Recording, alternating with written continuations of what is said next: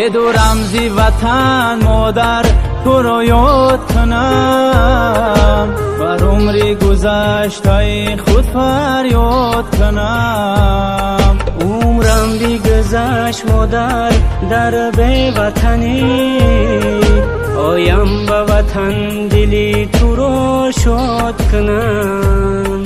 عمرم گذشت مادر در بی وطنی، آیم به وطن دلی تو رو شاد کنم. مادر گریه مکن من